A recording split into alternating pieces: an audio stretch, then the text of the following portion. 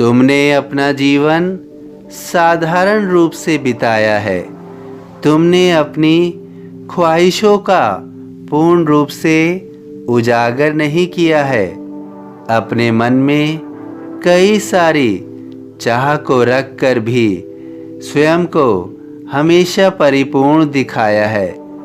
लेकिन मन को नियंत्रण रखने के बावजूद भी तुम अपनी चाह को पूरा होते हुए देखने की बाट देख रहे हो। तुम स्वयं को अकेला महसूस करते हो।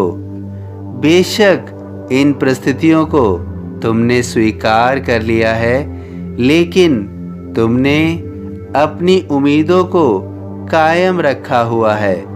तुम अपनी बातों को किसी के साथ साझा करना चाहते हो, लेकिन मन की बात कोई सरलता से समझता नहीं है।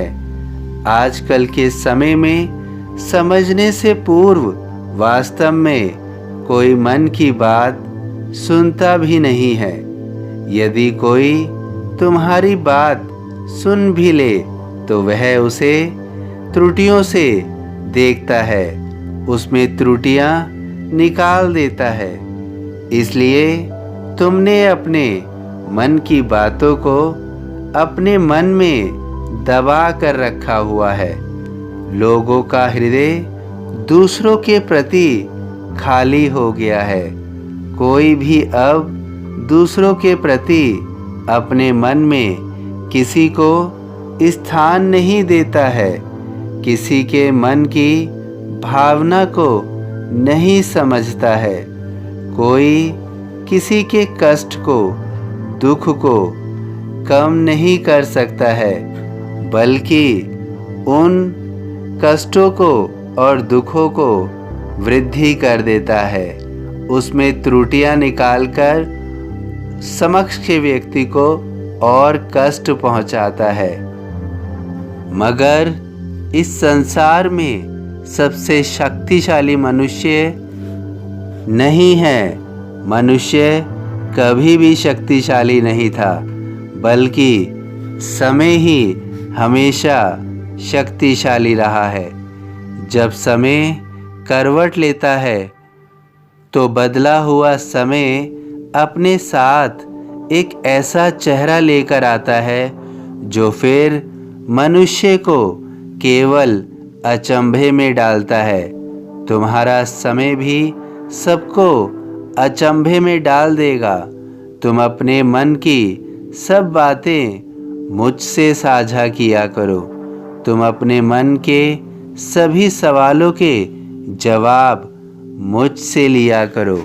मैं तुम्हारे मन को भली भांति समझता हूँ।